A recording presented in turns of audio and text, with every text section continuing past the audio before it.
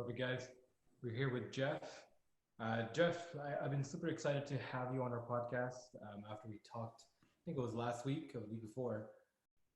You're someone that's really passionate about mental health, especially when it comes to sales. And when I heard about that, I immediately had to reach out because working in sales for about 12 years, I mean, you see it as it's pretty much a profession that where a lot of people with mental health end up in almost because I think I was describing to you last time we talked. Sales is where you get a lot of punishment, and Yeah. people who work in the industry either used to getting punishment or you know are there taking on these high risk kind of high reward kind of jobs for a particular reason. And we talked a little more about this in our earlier talks, but I want to introduce you to our listeners here at our podcast. Um, Jeff, could you tell us a little about yourself?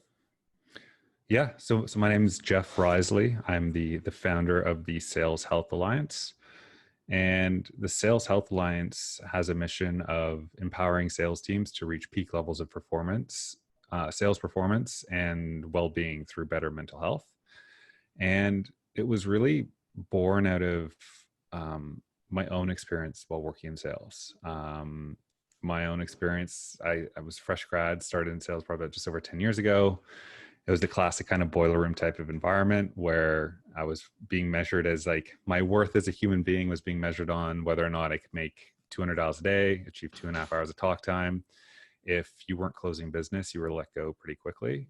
Um, I managed to thrive. I managed to do pretty good in this environment from like a purely sales standpoint, but this is when I was first introduced to what mental health was um, and just how devastating it can be. I suffered from really bad anxiety, really bad insomnia, had panic attacks in the middle of the night, and I realized that there wasn't really a space on the sales floor to help salespeople address some of these when they encounter these difficult situations from working in sales. There was nowhere for people to really handle and get the training to be able to learn how to navigate these stressful situations in a mentally healthy way. So through my own experience with mental health, through my own learnings, learning about everything from, you know, neuroscience to human behavior to best ways to make yourself more resilient. I started the Sales Health Alliance to help create a space where we can build more awareness around mental health and sales, but also help teach, and train salespeople how to become resilient and how to navigate some of these stressful situations that arise, like missing target or getting rejected or buyers ghosting in a mentally healthy way. So, yeah, it's been a journey, man. Like that's it's been fun so far, but there's a huge need for this right now in the space. Yeah, yeah. Sorry, I didn't. Yeah, I thought my mic was muted there. Yeah, I mean, absolutely, it's a big need in the space. I think we covered this a little bit when we originally talked about COVID-19 and lockdown, right? Mm-hmm. Especially how this is affected, where prior to the lockdown, only 4% of the workforce was working remotely. Mm-hmm. Now it's completely been flipped, with the majority of people working remotely and having to run this. And you're right in the sense of being the sales floor and being valued constantly based off your performance and your results, and not really having a space to communicate, any frustrations when it comes to how you handle yourself. So, I mean, I've worked at both on the management side and the sales floor at call centers, and like direct sales and door-to-door sales, and B2B sales, and they all have this commonality, right? Like the people who end up so, like staying there for a long term, like either fall into two buckets. One, they have a glutton for punishment, and they can take on these high risk kind of situations where people like you have to go through constant rejections, right? Your boss or your sales manager writing you for hitting sales numbers. I mean, being a manager, I haven't been a manager, I've done that. It's part of the gig, is that you're constantly going after the numbers. You have to go into performance key metrics, and the whole thing is just a pressure cooker just to get the results of people. And people come in and burn out and they churn out of the process by Mm-hmm. not being able to hit KPIs, or they stick around and can perform under there.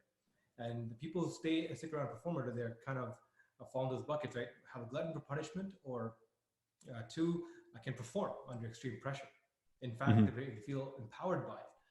I mean, there were times in my life where like being under a pressure cooker environment, right, has brought out amazing, like creative and unique ideas out of me, and Hmm. it happens to a lot of people. But also, there's certain times where that pressure cooker, like you start cracking under the pressure, and you need some kind of relief from it. And I think it's based upon a feedback tool, right?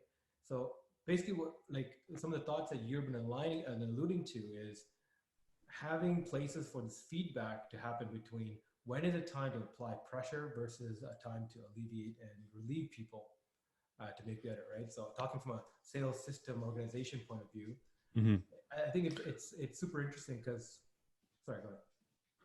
Yeah, no, I think you're right that there's definitely buckets people fall into, and I think kind of building on top of your point, um, what's really interesting is I think that the two main buckets that salespeople fall into is based off of like Carol Dweck's research around mindset and how people typically lean one way or the other. They're either in a fixed mindset or they're in a growth mindset. And fixed mindset people would be people that would be believing that sales is you're born with a natural ability that makes you really good at sales, and there's no, you don't learn, you don't grow, you either have it or you don't. And then you have growth mindset salespeople who are drawn to sales for the growth. Mm, There's so much opportunity to learn through adversity, and they look at the challenge of calling someone new, having a lofty target, all of these kind of goals that are being given to them. It's an opportunity to grow and expand, and sales is always consistently pushing you to get better. But I think sort of the challenge that we have right now within sales is um, there's a lot of the fixed mindset salespeople right now, and the problem with fixed mindset is they are consistently putting their their mental health is suffering because they're consistently putting pressure on themselves, um, mm, because they feel the need to prove that they have a natural talent. They don't believe if they miss target, that's taken personally because that's their talent. They're being exposed that maybe they're not actually good at sales. And as a result, they have to consistently work harder and work harder and work harder to perform and perform and perform and have these self-esteem boosts that are like pushing them higher. And the thing where I think a lot of sales teams get it really wrong is we have like the classic sales leaderboard that's hyper focused on competing people, showing competition between two people and two sales reps. And the most important thing that's more motivating than any target or any kind of, typical KPI that you can be given is personal growth. And it drives me crazy when I see that there's no historical data on how you've grown and how you've developed as like an individual sales rep. That shows progress, keeping track of, your lifetime revenue, keeping track of things like, most days in a row where you've hit kind of KPIs, biggest deal closed, um, what's the most difficult objection that you've handled, keeping track of when you've actually handled that one and grown from that experience. And personal growth is just more motivating than any kind of individual any kind of peer-to-peer competition. And that's lost, and it's more focused on you either hit this outcome or you don't. And when you don't hit it, for those people that are stuck in fixed mindset, they feel like a failure, they take it personally, and they're shut off and they're not able to learn. So it's really changing that discussion around outcome-based selling to mm. personal growth. And I think personal growth will always win out in the long run. So, I mean, one of the things I want to get your thoughts on, right? Like, what to you, what is sales? What does that mean? It's a good question. Um, Sales to me, um, I think it's being able to, I guess at the root cause, and this has been for myself ever since I started in sales, and I think why I've lasted in sales and kind of my personal why is it's the opportunity to help a lot of people. And that is something that that's really motivating to me. It's something that I've wanted to do from a very early age. It's like, you know, it's been at the root core of wanting to help people. And when you're able to find yourself in a company and sell a product that you truly believe in, that you think is truly helping people, it's so motivating and so encouraging because you're having a direct impact and directly influencing people's lives, and helping them solve complex issues that are affecting them on a day-to-day basis. Now, what's really challenging is finding those companies and finding those products, because I think salespeople, when they're looking for new jobs and they're, you know, on the job hunt, they're more focused on salary, like nice perks to have, flexibility, which are all really important, but those things don't last. Those won't keep your happiness at a growing at a high level over time. And for me, it's always been finding that product, finding that company where you really believe in what you're doing. And for myself, as a founder of Sales Health Alliance, it has been very much, I had to create it myself. Like I've developed a company around mental health and sales. I've combined two deep passions of mine, and it's an area that I fully believe in helping improve. And I've lived kind of those sleepless nights, those panic attacks, those things where you feel like you're just totally crushed by your emotions, that you can't move. And if I can help at least 1% of the salespeople get a little better with that, that for me will be a meaningful life. But I don't know, man. What are your thoughts? What does sales mean to you?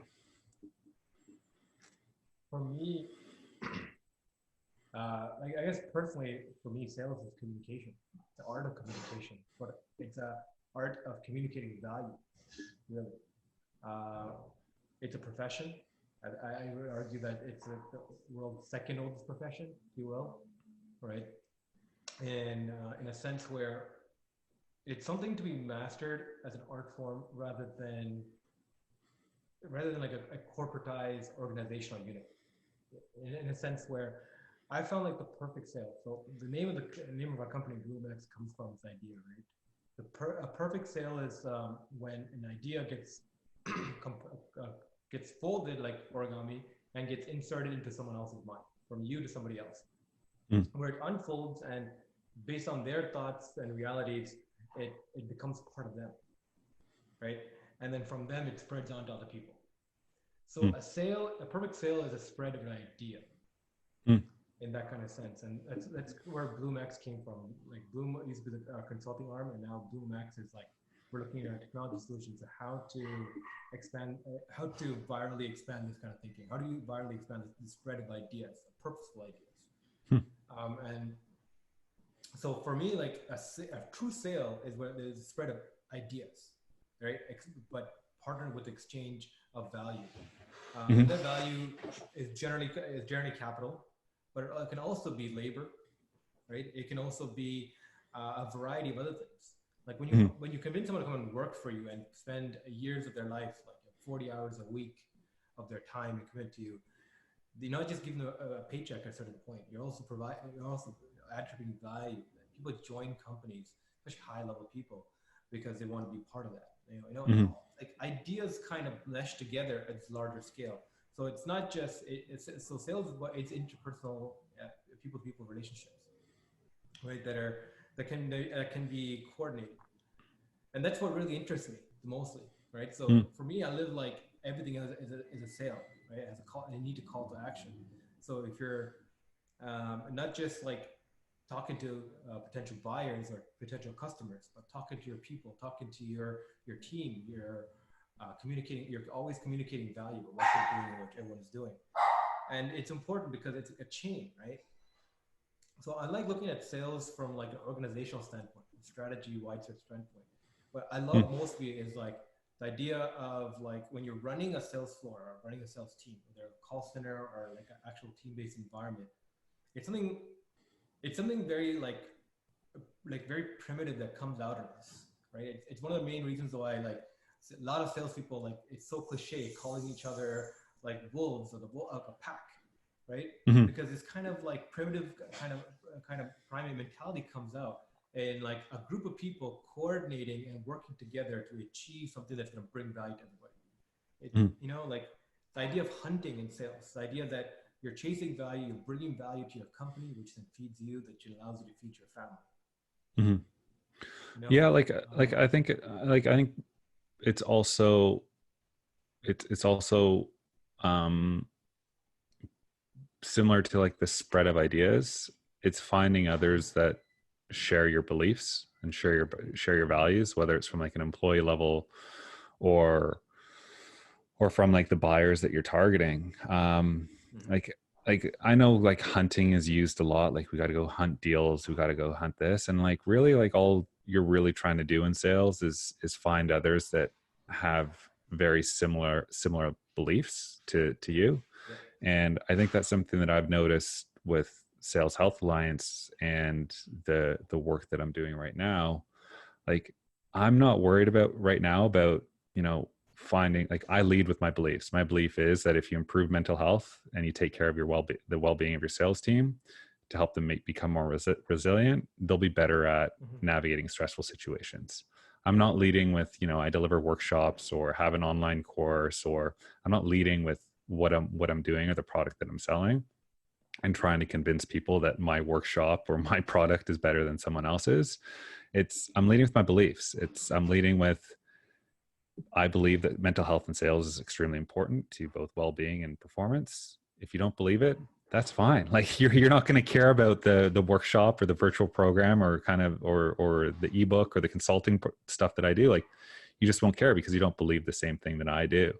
Um, and I think it's really important for companies and organizations, especially from a founder level, is to reinforce that shared belief with everyone that's getting hired, to ensure that you're hiring people that share those same beliefs so that they can transmit those on to the different people that they're working with.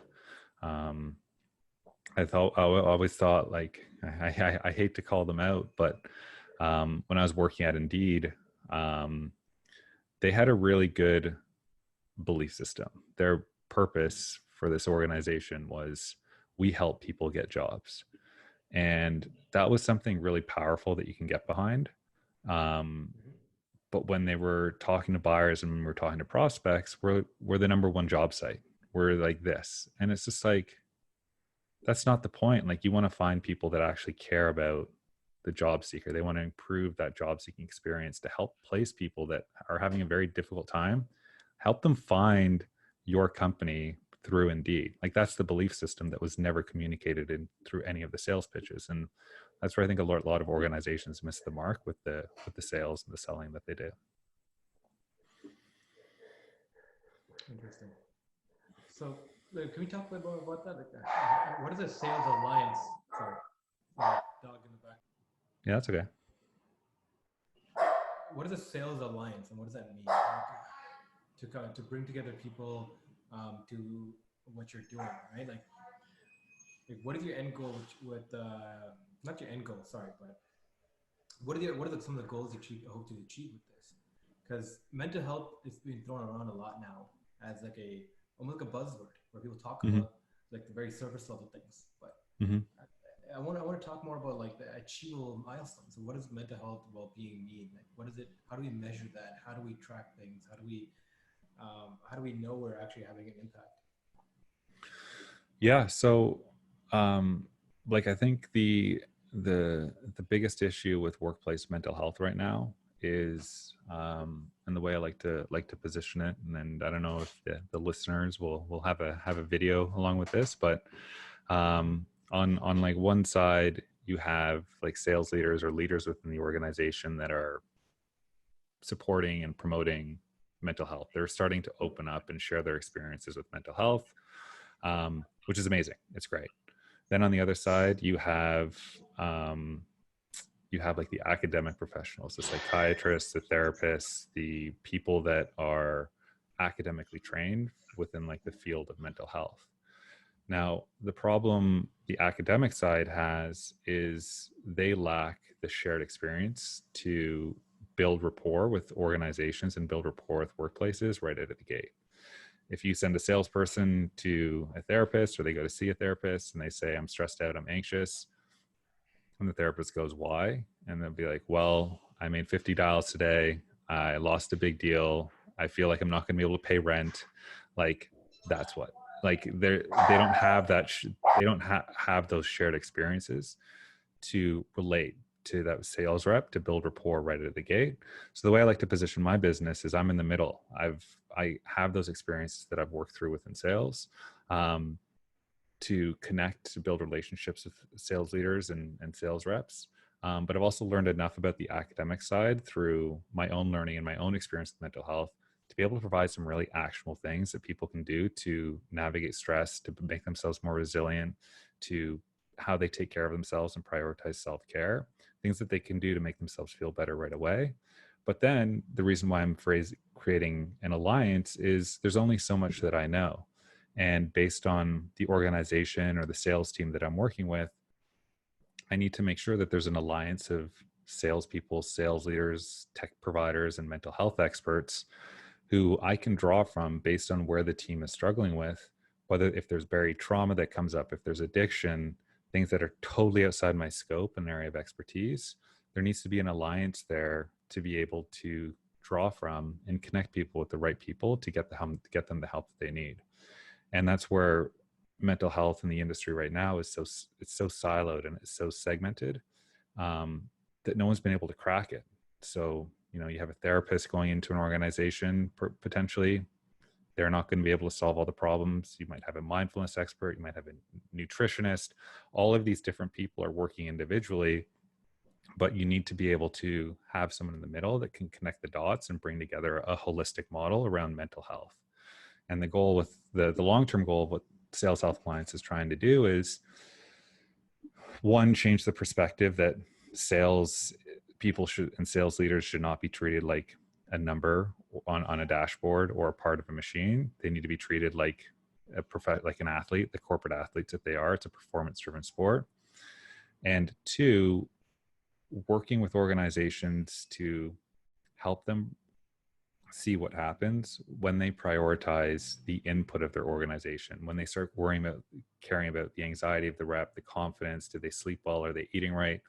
When you measure and take care of those input metrics, you'll see a boost in performance across all of the output metrics you typically care about, whether it's dials made, meetings booked, length of sales cycle, revenue closed. So our goal is to help focus on those input metrics to drive performance across all of the output metrics that sales teams typically care about.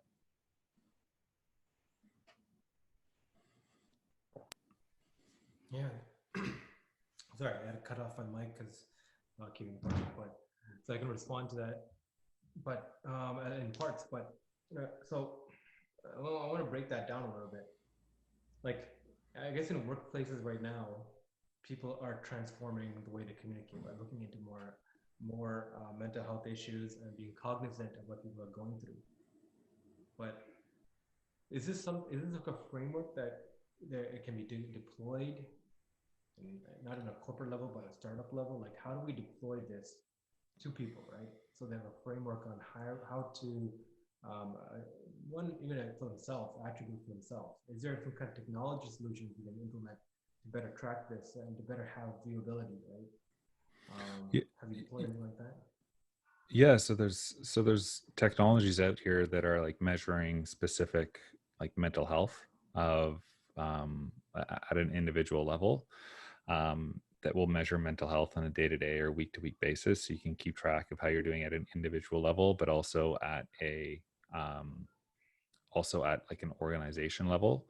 So that data is possible if an organization wants to start implementing it, for sure. But my whole like reason behind, I guess, the areas that I'm trying to focus on specifically is within sales, there's things that you can do from like a behavior, a mindset perspective, redesigning the environment. There's things that you can fundamentally change within a sales organization and as a sales rep that will not only help you take care of your mental health more effectively, but two, when you encounter some of these major triggers that salespeople encounter, like for one, I did a survey and found that micromanagement 50% of sales reps listed that as one of the top 3 things that impact their mental health the most, which is crazy to me. So how do you handle these main triggers in a mentally healthy way?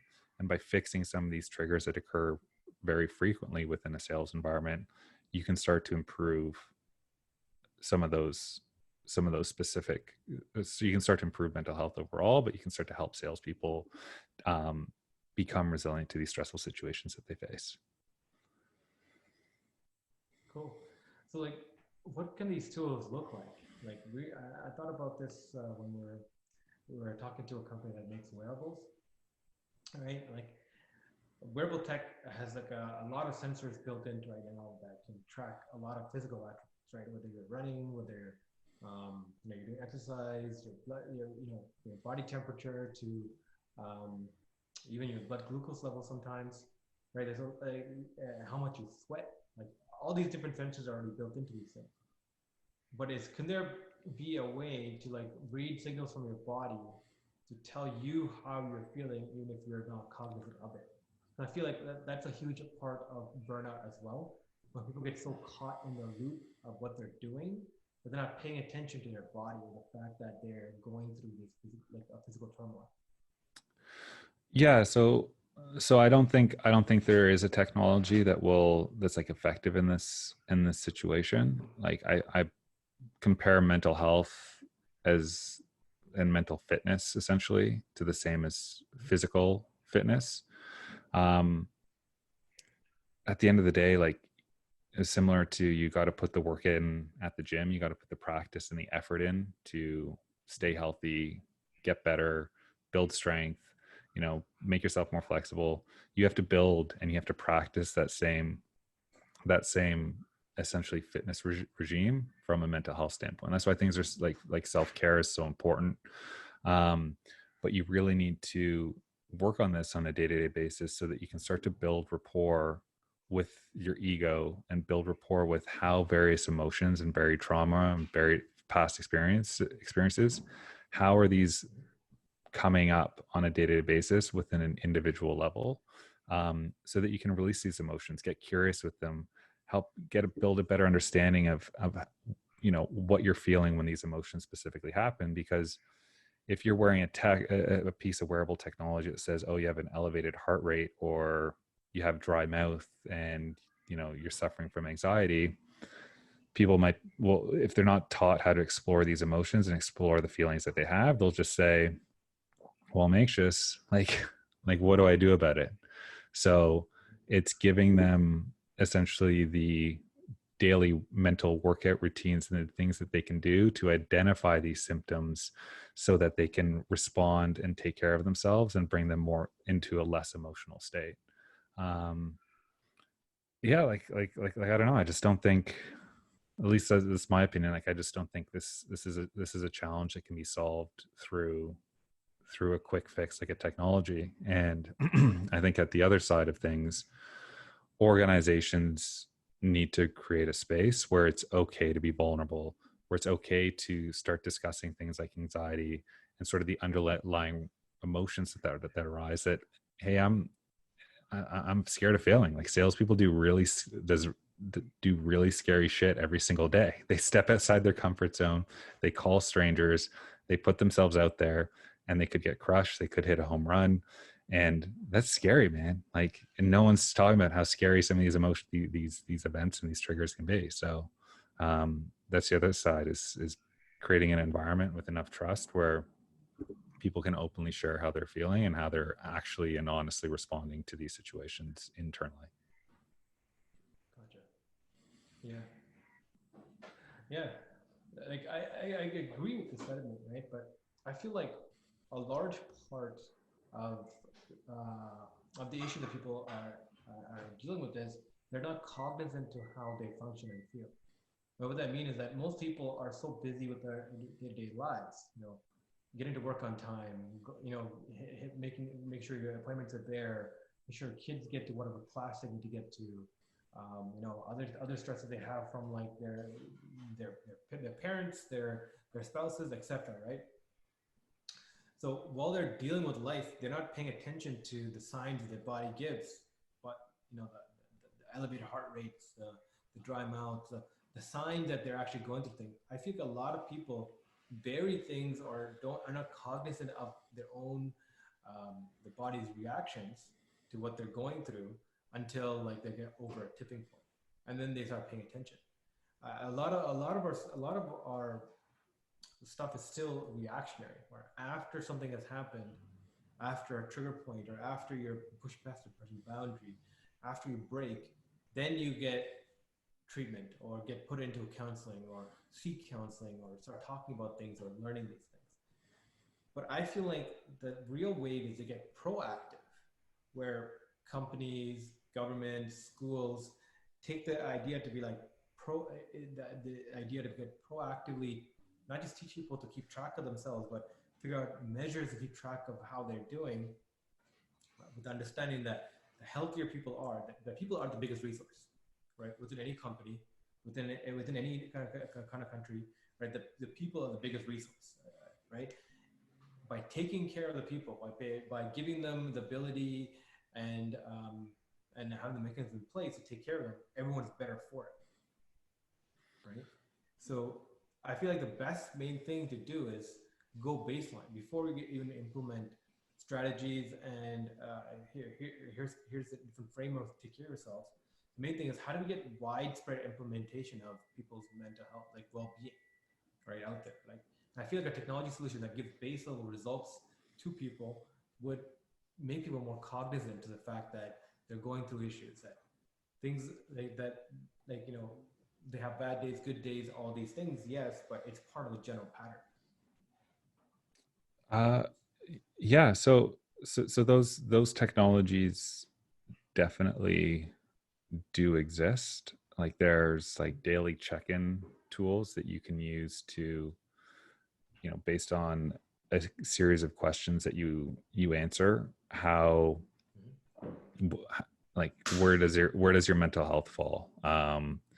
Like, are you struggling? What and specifically, where are you struggling within this analysis? Like, are you struggling with anxiety today, anger, like sadness? And it will recommend various like resources to help you read through and help you kind of assess and like work through these individual problems that you're facing. But again, my whole belief is like, it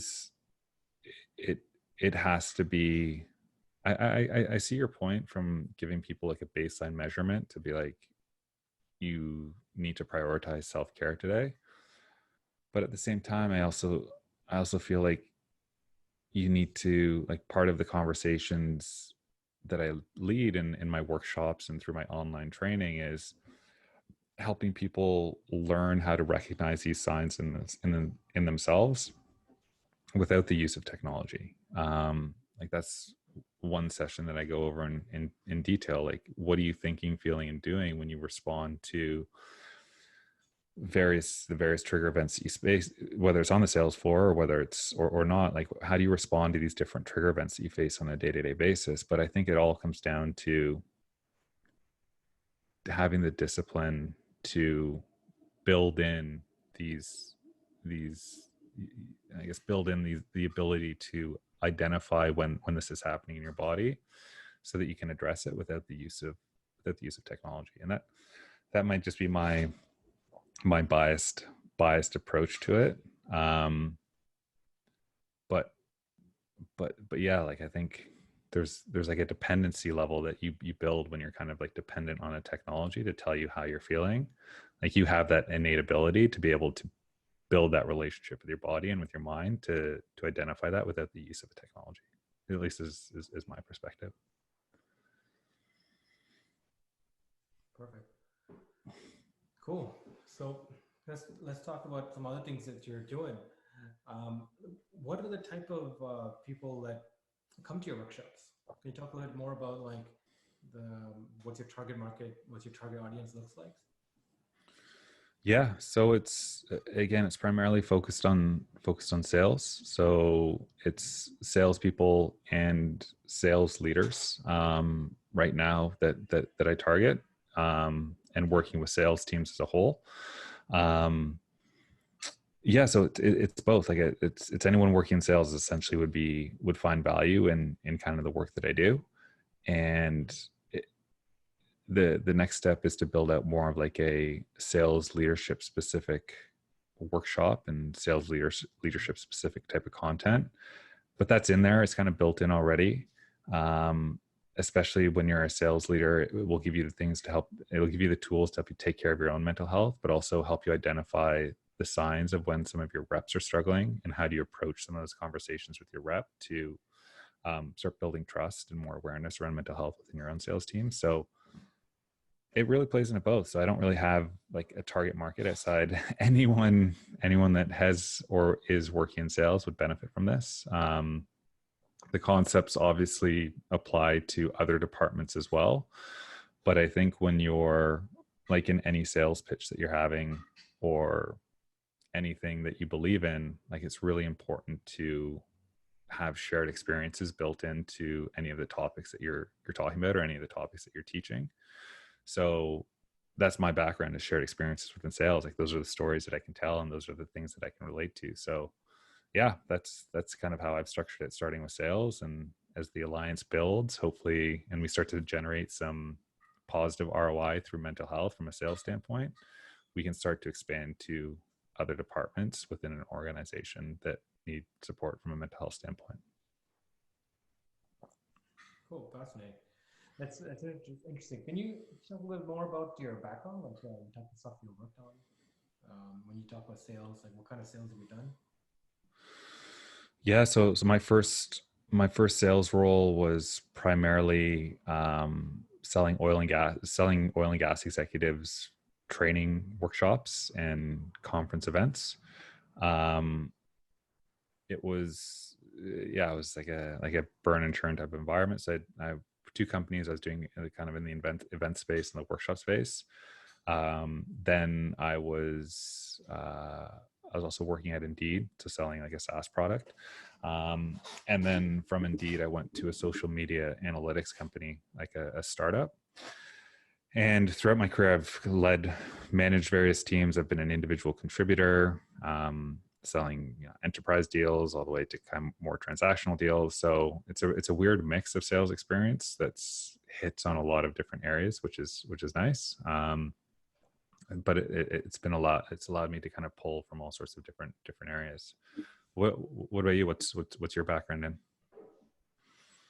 Yeah, I mean, so I started sales. I mean, as like a as an entrepreneur, literally. Like my first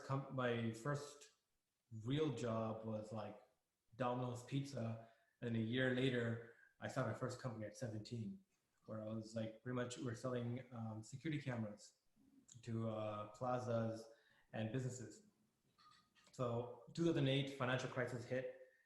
There's no jobs available. No one was hiring. Mm-hmm. First year university just finished. So I literally saw people who graduated university coming back to school, just hanging out because they got fired from their jobs Mm-hmm. 1 2 years into their careers. So we got all me and three friends got into this not a panic mode, but like realization that jobs are not stable, Mm-hmm. right? Like we're chasing the stability, this idea of getting constant income, but that's not stable. And a friend of a friend like asked us, it's like, hey, can you come install security cameras? I'll pay you guys $50 each. I need four people. Us four went in. Took us about 40 minutes to install one camera each in this location. This guy paid us $50. We found out he charged the plaza unit $1,500 for the system. The system cost him $700. He paid four university kids $50 each, $200, Mm-hmm. and he walked away with a good sizable profit for just facilitating that. And I'm Mm-hmm. like, wow, right? I'm like, what am I? Why am I the chump here doing the camera work? Why can't I do this? Why can't we do this? Mm-hmm. And it just timing, right? There was like a flood of the market in 2008 of all the people who got let go of their jobs, and the economy kind of downsized. But the cool thing was we're coming out of like a upturn in the recession. Right? People did really well before this. People had savings. People had lines of credits. People had equity in their houses. So what all these people did was go and start companies and start Mm-hmm. businesses. So 2008, when the financial crisis hit, especially in Toronto, there was, yes, a bunch of people got let go of the job, but the economy actually spiked for a bit because people going out and starting all these companies. In 2 years, a lot of those companies went out of business because they weren't making any money. But Mm. a lot of people went and started businesses. So we, at that time, at 17, we positioned ourselves to like be help setting up bread and butter businesses. Mm-hmm. So security cameras, point of sale systems, graphic design, signage on the stores. We're like, if we can't do it, we'll find someone else to do it. We'll just get the contract. We just chase this. So everything was a sale. We're just going to people and like, hey, we noticed you're setting up in this plaza. What do you need? Security cameras, we'll install it. We'll get that done. Point of sale systems, we'll get that done. But if you need signage done outside your store, we'll get someone to do it for you. If you need like a wall constructed inside your plaza unit, we'll get someone to do that for you. So we call ourselves Infinite Solutions. So we do an infinite amount of solution. Just give us the contracts, we'll figure it out. Yeah. And we'll charge a Nice. margin on behalf. And that was great. So it was just a pure sales thing, and we subcontracted out what we couldn't do to somebody else. And that was like really my first foray into the sales environment. And being independent was the weirdest part because we had no infrastructure, we had no idea how to scale this, we had no idea how to like measure things. Like, Mm-hmm. for instance, like, I was a CFO of the company. Only background I had was like a grade 11 accounting Yeah. course that I took, and this is before smartphones, so we Yeah. weren't logging things on anything. I was like writing stuff down on scraps of paper and losing them. Like, it was a mess. But the cool thing was, like, going through that, I fully love technology and the ability that we have now of being able to log and automate things. Because like at that time we're doing all these activity, but we weren't logging it, we weren't tracking it, we weren't replicating it, we weren't seeing what worked, what didn't work. Like, we had no frameworks to work on. So having that experience early on really gave me this idea that the idea of tracking and knowing you're going to do better is part of the process. If you're kind of struggling and doing random things, if you don't feel like you're doing things even though you are like performing, Mm-hmm. it weighs you down. And that's one of the main reasons why that company kind of fell apart, is that we had no idea to track and scale properly. Like, Mm-hmm. what was working, what was not working. We were bleeding money, but not even knowing it. And we were just kids. We found a great business that kind of worked out, and we did pretty well. It was just that we couldn't scale it or control it. I compared it with a rocket ship that kind of blew up on us. Mm. And since Nice. then, I've been like hungry, and also like in my mind kind of messed up. Like, I can't replicate this feeling, right? Of doing really well, but not being able to like hold on to what I'm doing and being replicated and tracking what's working and not working. And deploying technology definitely works. So my main interest with like sales and mental health is like, I feel like a lot of that is about giving people the tools to understand how they're progressing in life. That some days you're gonna have a good day, bad day, something's gonna shift, but that showing progress, that you're achieving goals, that you're moving forward in life. I think that's superiorly important for most human beings. The idea of taking risks, of taking challenges is important, and providing a venue to do that is important. But what is the point of all that if you do not know where it all leads? Yeah. Yeah. Like I'm with you. Like, I think from like a technology standpoint, like, I think going back to what you said earlier, like, I think that's really important within the mental health space. Is like giving a way to visually show people their progress over time, and how what they're doing is how their behaviors and the habits that they're building, how overall it is making them less anxious and happier individuals. So I'm totally with you, but I think you're right. Like, the biggest thing for me that I realized, so I was diagnosed with testicular cancer like summer of July of 2018. And I always kind of had in my mind had this like dream of, I want to be an entrepreneur. I want to be an entrepreneur. I'm going to start my own company. And I'd always talk myself out of it. I'd always be like, I'm not ready yet. I'm like, I'm not gonna, like, it's not now. Like, I can do it in 5 years. Like, things will be better then. And like, when I was diagnosed and I kind of went through the treatment and got myself out of it, I was just like, man, like, I was super healthy. I was 30 years old, and as life threw me this curveball, and I was taking my my kind of my ambitions and my dreams for granted, that I'll always be able to achieve them and always be able to execute on them whenever I want. And the more I looked at it, I was like, shit, like this is a mental health issue that founders and salespeople and everyone faces, where anytime you step outside your comfort zone and you're doing something uncomfortable, something that you're scared, you're afraid of, something that you might end up getting embarrassed or hurt by, um, your anxiety is there to try to protect you. It's try to give you those anxious thoughts, those worries, to say, well, what if this really bad thing happens? You probably shouldn't do it, to keep you contained in that comfort zone. And I liked what you said there, that you're all about kind of seeking discomfort and stepping outside your comfort zone, and that's how you grow. And you're totally right. To be able to grow and to be able to expand that comfort zone, you need to be able to manage stress and manage anxiety, or else you'll be imprisoned in your own thoughts and never grow. Yeah. Like this one idea kind of like changed me. I think I heard on the Joe Rogan podcast. It's like, why is it that when you're working in a modern like workplace, and you're working at a computer in a desk in an air-conditioned office room, while you're in like a suit and tie even, and your boss comes in and slams a bunch of paperwork in front of you and yells at you, and you know, says like, "Oh, we need this done," or whatever. Your body reacts almost like a tiger, like almost like a caveman with a tiger trying to attack them. Right? It's pumped up full of adrenaline. Your blood's rushing. You know, you're pretty much reacting in a sense, in a very primal sense of in a flight of your flight or fear reflex to kick in, right? And if you think about it, like it makes sense, because if you lose your work, you lose your livelihood, and like it's important to you.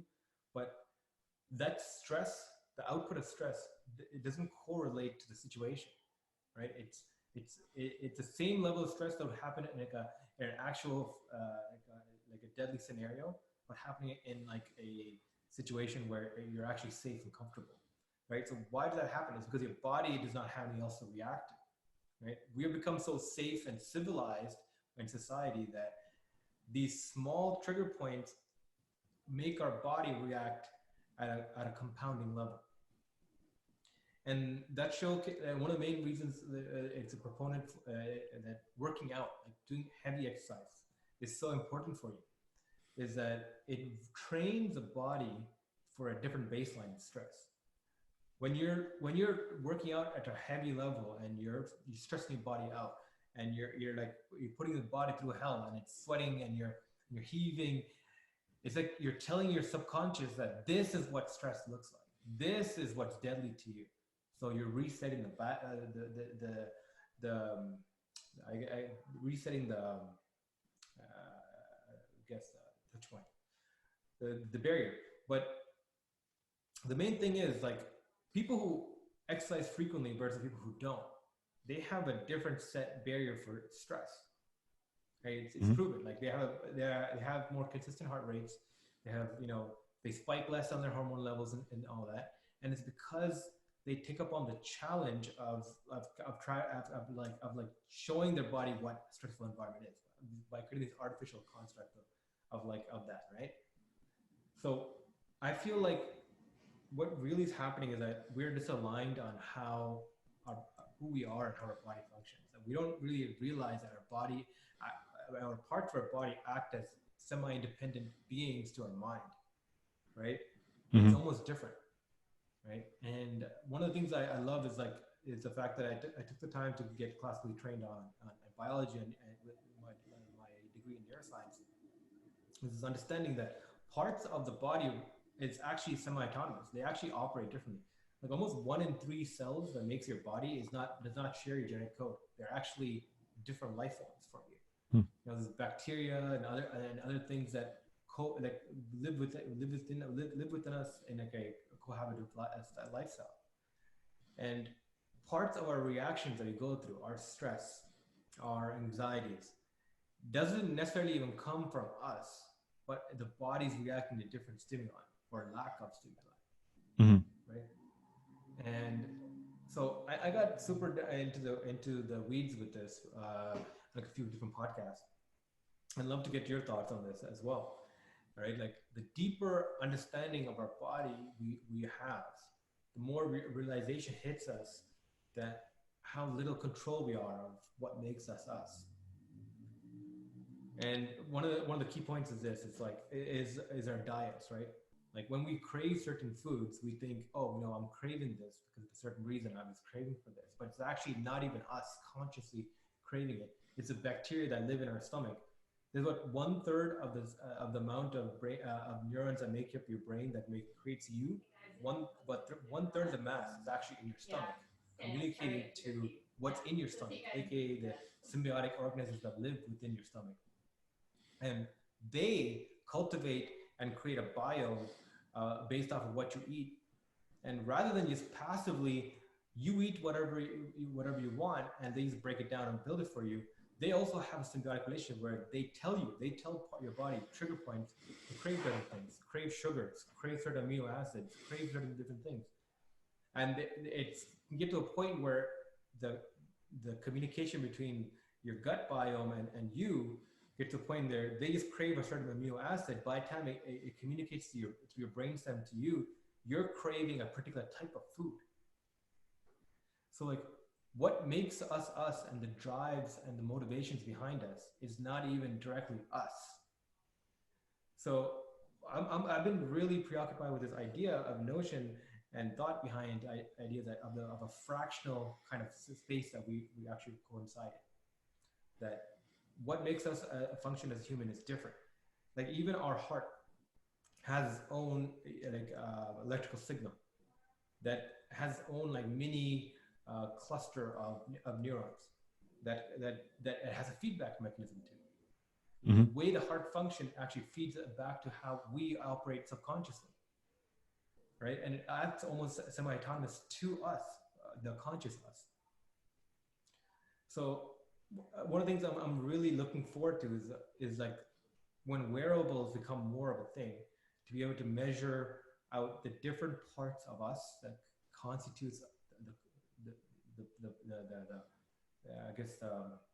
alliance that is our individual self, to figure out what are the mechanisms driving us forward. Mm-hmm. And I mean, one of the scariest things even is the discovery of a new type of like bacteria they call peons that live within the brain of humans, and the different types that you have in your brain can drive you to different motivations that doesn't necessarily come again from your conscious being, right? So there's even other bacteria that have direct correlation to you. There's one in particular. I'm not sure if you're familiar with it. It's called Plaster Paloma. Anyway, it's a type of bacteria that their life cycle exists around cats. Have you heard of this? Have you heard of this? No, this thought at all? No. I just do have a meeting coming up, so I'm just trying to push it back by a minute or two. Okay, cool. We're running out of time. Yeah. Sorry, I got kind of into the weeds with that little thought, but maybe we can cut this and we can continue on another episode. Right? If you gotta get to that meeting. Yeah, like I gotta go. Yeah. Like maybe like is there like how do you want to wrap these like podcasts usually? We wrap them as we can. So if this is where we gotta go, this is where you gotta go. We'll wrap it up here, Jeff. Thank you for your time. I didn't realize how deeply into the time we got into. Yeah. No. Hopefully we can have another touch point soon. And Yeah. catch up again. Yeah, sounds good, man. Appreciate it, Ravi. I'll talk to you soon. See ya.